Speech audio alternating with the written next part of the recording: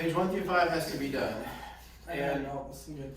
the thing to make sure that you get is there's a little chart on page 4 about real number roots. And it gives you a value of an n and then an x when x is 0, when x is less than 0, or when x is greater than 0. It is for this purpose, and you have n, so n root of something. Now normally when we write square root, we don't put anything there. We just put this, right?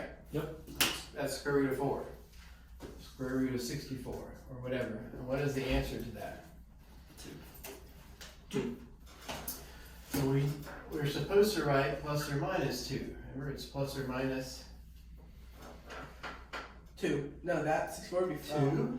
No. Plus or minus 8. 8. Okay. Yeah. It's plus or minus. And that chart gives us some writing that helps us understand why that is. N is this number. So if n is an even number, then some things happen across here. So if n is even, but x is 0, what is the answer? 0. Just 0. So this column on your table, I mean, it's interesting. It's just telling you that if 0 is here, it doesn't matter if this is an even or odd number. It's just 0. So that one we can kind of look at and then just move on. So if x is less than 0, x is greater than 0. So if n is even, but x is less than 0, then there is no real root. Meaning if I have the square root of some negative number, there's no answer to that. You can't multiply a negative something by a negative something and get a negative something. But you can if it's positive. It tells you there's one positive root and one negative root, which is why we write plus or minus, because the answer is one positive root and one negative root. Both of those are the answer to the square root of 4.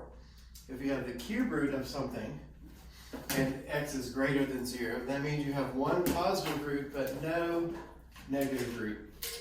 One positive root and one negative root and no positive root if x is less than 0 and n is an odd number, like cube root of something.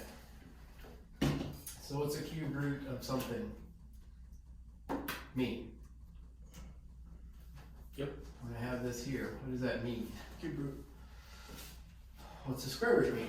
That means you have 2 of the same thing, 2 times 2, or 8 times 8 gives me that as the answer. So when it's cube root though, is it multiplying 2 things? Multiplying 3. 3 of the exact same thing. It has to be the exact same number. If it's negative 5, then it has to be negative 5 3 times. Negative 1.7 is the answer to that. So if you have 5 times 5 times 5, and the answer is 1? 0.7.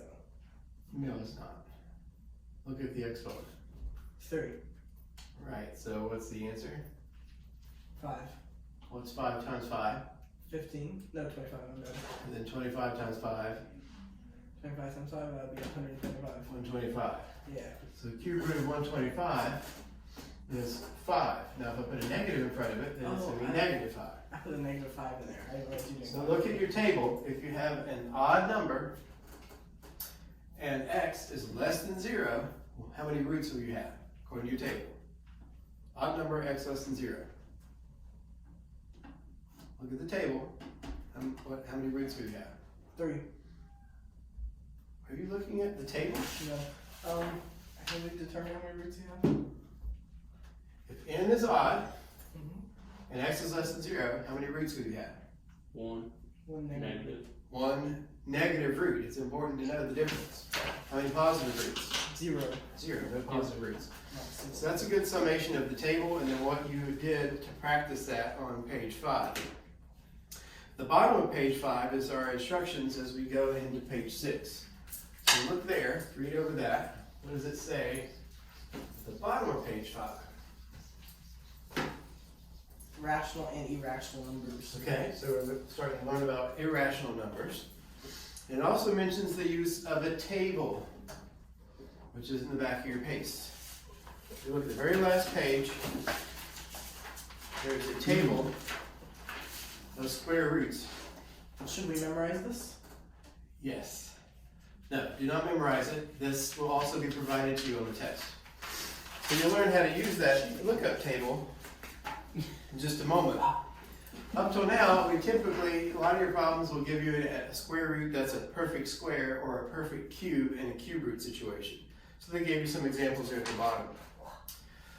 On the next page, it now starts to give a little bit more explanation.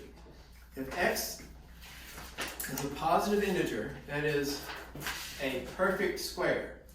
So this is a positive integer that is a perfect square, right? Or maybe square root of 16. Those are perfect squares. Then the square root of x is a rational number. We understand that, it's a real rational number. Yep. If x is a positive integer that is not a perfect square, so what's an example of that? 20. Perfect square? Not. So your answer then of this square root of 20 is going to be an irrational number. Irrational. So it has decimals basically? There's going to be an irrational number. Now, what is an irrational number? A number that is not rational thinking. Yeah, I agree. Excellent definition.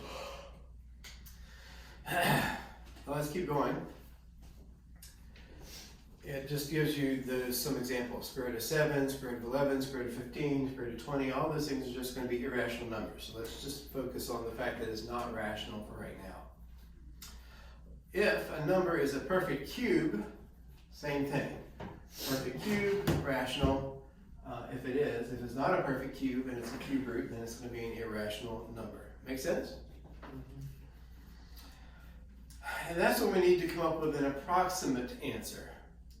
So the decimal is probably not going to have an end, or may just keep going on and on and on and on and on.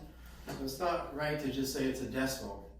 It's going to be lengthy, and it may never really have a stopping point. So it's irrational. If it ends, then that's going to be a rational number. You can define that on your number line. But irrational number is not going to be able to do that. So it tells you that right here on the page 6, right underneath those 3 examples. It says the table on page 33 will give you your approximate decimal, 2 irrational numbers. So for example, square root of 51, if you had that as a problem you needed to do, and you were going to solve that, what would you do? What would you do? 7.141. What would you do? Fruition for 51? Square root. Or put irrational. That would be irrational. Now, what do you think the answer is going to be close to? 7. You're just guessing.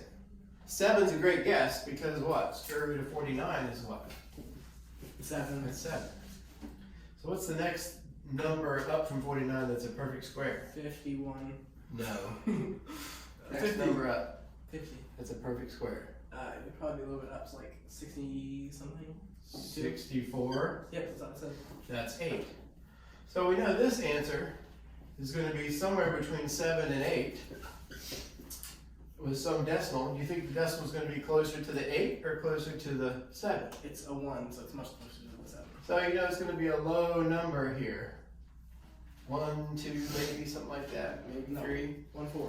You're making a guess, but you're looking at this as far as what is my expected answer. Even though I don't quite know how to do this yet, how would I do it? Well, how you'll do this is you just look it up in your table.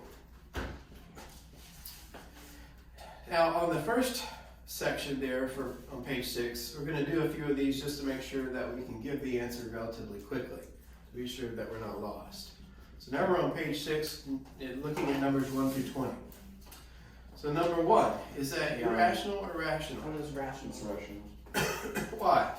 Because it's equal to a whole number. Which is? Whole. What's the answer to It's a square root? rational number. It's a rational number. Right, but what's the answer to it? That'd be 9. Rational. That'd be 9, that's rational. Square root of 100. Rational.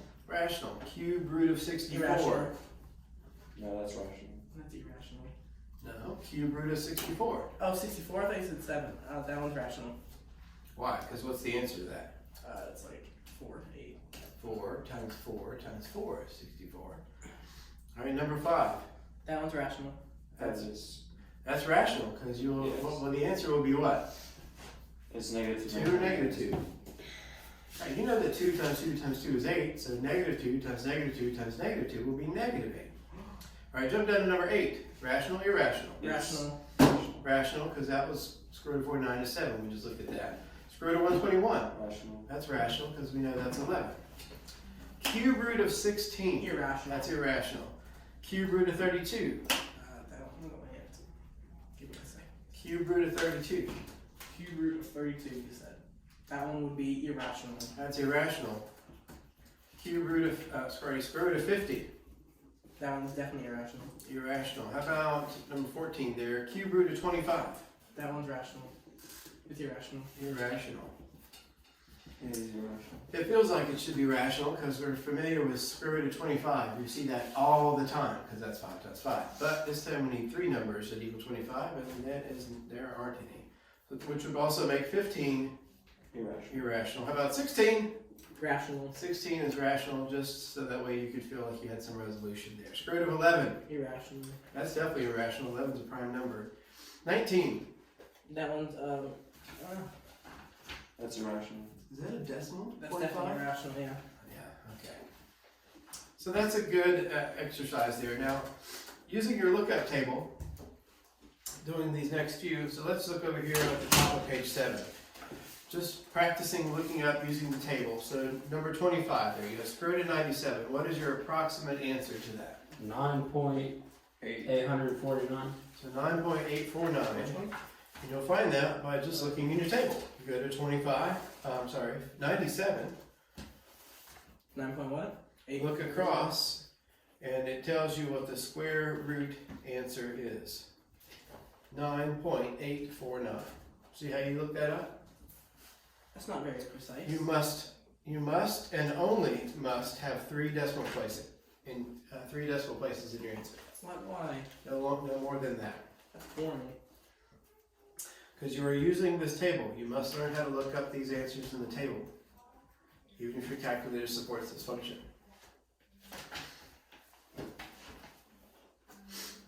Now we do need to be able to have a calculator in class that does square roots and cube roots, because that will certainly be helpful. But for right now, we also need to find out how to look up answers in the table. There is the table here on, I guess it's a box on page 7, gives you an explanation of what we talked about. Whenever you're trying to approximate answers, you can keep approximating and get your decimal 2-3 places manually without using a table or a calculator. Well, you probably need a calculator, or you could do a lot of written out math work. So it's nice to know you could do that, and that's how someone was able to produce a table that works every time. Isn't it nice that math is consistent? God made math in such a way that we can consistently write out formulas and they work. We can consistently come up with a table and it works. That's really, really neat. So to practice what we have done so far, on page 8 starts our checkup. So we need to go to page 8. Look at the checkup. Page 8. The first section tells you find the square root of the following numbers and to check your results. Now, I'm not interested necessarily in you writing out the check, but I'm very interested in you being able to explain it. Why would the answer be what it is? So for number 1, what is the answer to the square root of 2304? 48. It is not 48. What is the answer? 2304, the square root of that? Mm-hmm. That's 48. Why would it not be 48? I need a complete answer. Oh, plus negative 48. Plus or minus Plus minus 48. 48. If you wrote plus 48, I would mark that wrong. It is plus or minus 48. And why? 48 because- times 2 is that. And negative 48 times 2 is that. Why? Because 48 times 2 equals that number. Oh. No, The because square of 40 and the you square of... did the square root of 2,304. So the n is an even number, it's a square. And then 2,304 is positive, so therefore you have one negative and one positive real root. So being able to explain where you got that comes from the table that we just looked at. Yes, sir. So you need to know why the answers are what they are. Number 2, what's the answer to square root It's 11. of 121 Plus- x4 y plus- squared? Plus minus 11 x to y. X squared y. Yeah, so that one is plus or minus 11 x squared y, and the reason is the same as the other one. You had a square root, so n is even, and your x underneath the square root is, those are all greater than 0. All right, let's jump down to number 6. Look at that one. Square root of 144 x6 y4 z squared. Plus minus 12 x 3 y 2 z. Everybody got that? 12x3 You gotta get that? z. This is the review, which if you did your homework, pages 1 through 5, you already did a whole bunch of these. Yes. A whole bunch of these. Mm-hmm. So you remember square root of x with an even number or something, It's just cut in half. it's just going to be half of that. Because x squared times x cubed times x cubed, answer is you add the exponents and you get x to the 6. Cheating. There. So you remember that. That's a good old review from way, way back. Algebra, like 15 years ago for most of you. Okay, not that far. I actually remember that. So number 7, square root of 81, Plus we know minus that's 9. plus or minus 9, and the answer is the same reason. Square root of 625. 25. That is not exactly. What is the complete answer? Plus or minus. Plus or minus 25, and the reason is the same as the others. That if you multiply 25 times 25, you get 625. But also, if you multiply negative 25 times negative 25, still get 625. So that's enough for that section for now. Let's look at the next group, 11 through 16. Find the real number roots of the following given numbers. If there's no real root, then you just write no root. First one, there's no root. Oh, really? And why? Error. Why would there be no real root? Because you have a even exponent. And it's negative, the answer is negative. Even exponent, and x is negative, therefore no real root. Our table gives you that. You don't even have to touch a button on your calculator to know that answer. X is less than 0, n is even, therefore no root. What about number 12? That is 7. Plus minus 7. Plus or minus 7. And the reason, of course, x is greater than 0 and n is even. Therefore you have one positive, one negative real root. Number 13. -3. That one you're probably going to need a little bit of calculative assistance or really quick hand to realize that 3 But it is times 3 negative times 3 times 3 times 3 times 3, was that 7 threes? I lost track. Would be the answer there. And then of course the reason is n is odd, not an even number. And the x is less than 0, so you would have one negative root. That is not plus or minus. Number 14. Plus or minus 2. Again, here, gotta have a calculator to do that quickly, unless you have it memorized that 2, 6 of them gives you 64. So your answer is plus or minus 2. Number 15. Plus or minus 16. Plus or minus 16, because it's square root of 256, and n is even, and x is greater than 0, so you're going to have one positive, one negative root. All right, we're starting to see the theme. Good, because you're going to need it. And then number 16, cube root of 512. Plus or minus 8. 8, so 8 times 8 times 8, 512. And the same answer as for the other one with an odd, n is odd. Now, determine whether the following numbers are rational, irrational. All of them are rational except for 20. You're going to do a breeze on these. So number 17. Irrational. number 18, Irrational. number 19, Irrational. and number 20. Rational. Nice. Yay. Using the table on page 33, find the square root of the following numbers. Here we can use our table. Practice looking up. Square root of 21. So you flip to your table, find 21. Scroll across. 4.583. You see 4.583 and you write that in the blank. Number 22, you scroll down to 6.245. 6.245. Yeah, sure. Now, what do you do plus or minus? Just curious. No. For those, what do you think? Absolutely not. I mean, You technically, could. if you multiply 4.583, I mean that negative times negative 4.583, it would technically still equal. It doesn't say it on the table though, so Yeah. it won't pass. So, this is your answer for your table. We'll come back to that question in a moment. Alright. Page 9. Yeah, it would be plus. Number 9. Now, up to this point, we have been multiplying, or really just finding roots and cube roots. But can you take a cube root thing or a square root thing and multiply it by another square root? Yes. Sure you can. You can absolutely do that.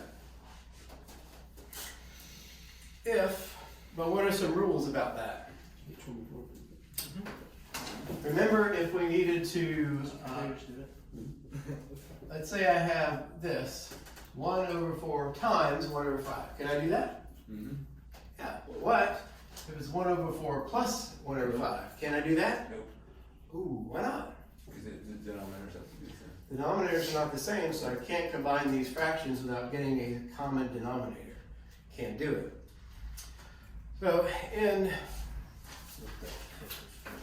the rule for dealing with square roots, which we're now going to need to know the term radical. We now need the term radical. Just be comfortable using that term. We're talking about square roots because we're not just doing square roots anymore. We're doing square roots, cube roots, 4th, 5th, 6th, and so on roots. So all of those are radicals. They can be multiplied together, but you need to adhere to the following rule, which is given to you. They just gave it to you on page 9. If this was geometry class, you'd have to prove it. But somebody's already done that for us. Isn't that nice? They're so kind. Yeah. You know, you can thank them later. Maybe write them a letter. So n, we refer to n when it comes to radicals. We're always talking about this number right there. Times another one, and n is the same. If n is a positive integer, so this is positive, Okay. and as long as what's underneath here are real numbers, then I can just bring them together. So n of whatever was here. So this was x and this was y, and I can write x and y underneath here, right? Yes, sir. Now would I add them, subtract them, divide them? Multiply them? Multiply. Yeah, multiply. That's the function I'm doing here, so that's the function I'll do here, multiply. Yes, sir. Now this feels like some work we've done before. When you deal with like parentheses, you've got some numbers that are sort of spread apart, but maybe they have similar exponents and you want to combine them, you can combine them. It's a similar kind of idea, at least mentally you can associate that in your brain. So the example they gave is square root of 4 times the square root of 9. Is n a positive integer? It is. And are x and y positive? Can I deal with those? Mm-hmm. Sure, those are real numbers. So therefore I can put square root then of 4 times 9. Whereas if I had square root of 4 times square root of 9, I can write it this way. And then I can actually solve it, because that's going to help me get a different answer. Could I do anything here? Well, yeah, square root of 4, but square root of 9? Oh yeah, I could that too. That would be 2 times 3. What if I multiply these two together? What's 4 times 9? 36. Okay. It would equal 6. And this would give me plus or minus 6 as an answer. Over here I had plus or minus 2 and plus or minus 3. That's a little more complex to deal with, right? Okay. Plus or minus 2, plus or minus 3, I mean I could say, okay, that's plus or minus 6. But this is much more straightforward. I can get an answer, boom, done. How about if these are not the same? Cube root, and I do anything with that? No. No, you cannot. Absolutely. So it's sort of like having denominators that aren't the same, whatever. I can't combine these two because they're different. And it gives you that as a helpful reminder right in the middle of the page. It says, remember, the root n, which is this number up here, must be the same before radicals can be multiplied together. So you can't multiply these together. They're just going to have to be separate forever. And then it gives us another rule. It tells you that rule is very helpful in simplifying radicals. This one, this is where things get really great. It says that n, now watch this carefully. This part we are very familiar with, right? We've been doing this. What if I introduce an exponent inside of there? What? Exponent You just put it inside of the radical. And this is square root, cube root, fourth root, whatever. And inside here you have an exponent. How would you do that in the shortest, simplest way possible?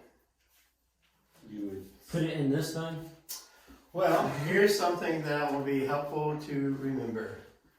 Is this right here is the same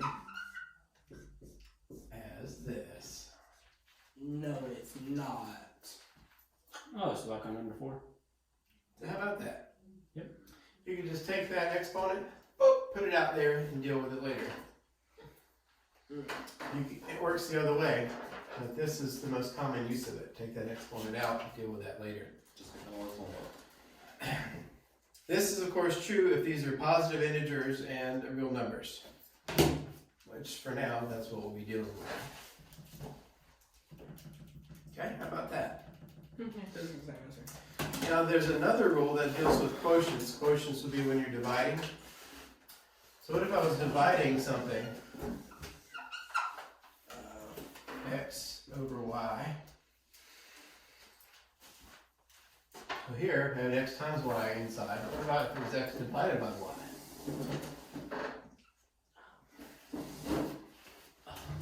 Well, you can split these apart. So you can have n x over n y. So I can have square root, cube root, whatever of x, and square root, cube root, whatever it was of y. I can separate those out and deal with them individually. That's really helpful. Again, positive real numbers for this to work. So those are two very important rules that you want to go to recognize and implement. Use these as you're doing your work. So let's look at this example here to make sure that we understand what to do. Yes, the easiest. It's the easiest. Square root of 16 over 36. Now, you could deal with 16 over 36 by 4 itself, over 9. but you can recognize, those are perfect squares. I can do something with that, I feel like, and you can. So you can split that into this and that, and then you realize square root of 16 is plus or minus 4 over, and then square root of 36 is 9 plus or minus 9. square root of 36. 6. Thank you. I had it flipped upside down in my head. Because that's a 9. Yes. Yes. And it was flipped vertically and It's like an E. It's flipped horizontally as well. That's definitely an E. It was flipped horizontally as well. It makes it the other way around. Wow. In other words, he didn't know. Could be a chair. It's a chair. Look, the chair. I'm gonna sit in it. That looks the same to me. I don't know remotely simple. Okay, great. Maybe it's a bucket. Oh, a handle. Got a hole in it. It's leaking. Looks like the same. Okay. Questions about that? Now, obviously you figured out that we're moving quickly. Because this pace is more conceptual than anything.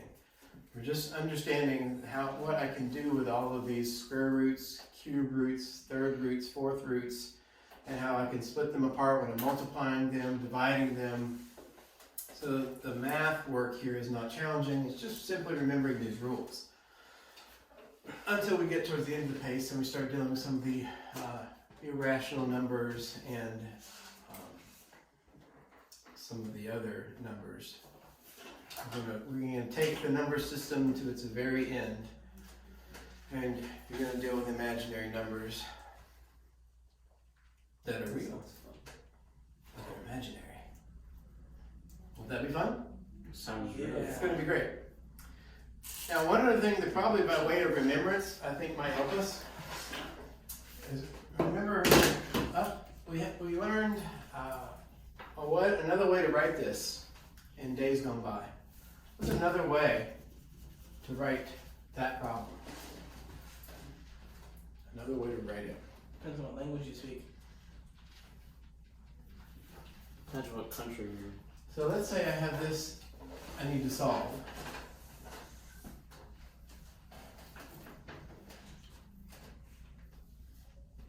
You don't have numbers. You can flip it around and make it negative y and a negative n over in that.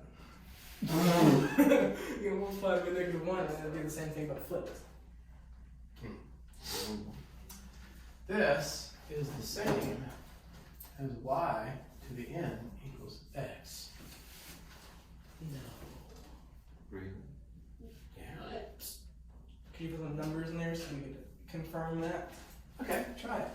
One, Give me something. 1, 1, and 1.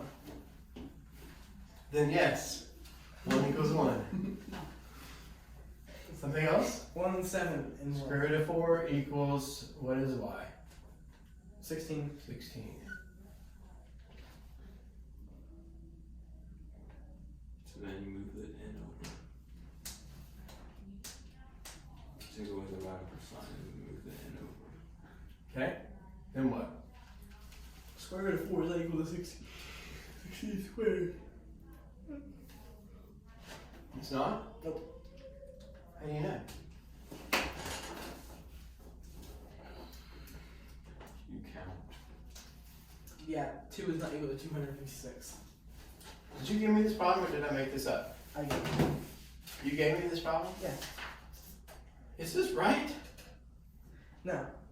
Is no one going to say, square root of 4 is not 16, people? Yeah, it's 2. Okay. Wow. All right, good. I don't remember. I was trying to think. Did I make that up? Sometimes I do write things that are wrong. You put the 16 there. Did I? Yeah. Okay. All right. Well, then that was totally wrong. So let's do square root of 16 equals what? 4. 4. Question I hope we didn't write down square root of 4 is 16. Somebody gotta help here. Help. Now, we understand the n here is a 2. So I take the n, stick it here, 2. Let's see, y is 4, so 4 squared equals 16. Is that right? That is right. I can confirm that is correct. So yeah, that's going to work. You're proving that this is what a square root is. If you square the thing that is your answer, your root, then you will get, right? That's how it works. Yes, sir. 4 squared, 4 is the answer to the square root of 16. I mean, it's really plus or minus. I need to be consistent with that. But that will be true of here as well. Plus or minus 4 squared is 16. And so that one's true. I would add that note into your page so you remember this, how you can translate these between back and forth. It's going to be handy. Let's see. There's another rule to know. One more. Yes. Is this one. So we had this trouble before. N over x to the m. And what's another way we learned to write that just a moment ago? You just take the M out. Good. The whole thing in parentheses and put it in.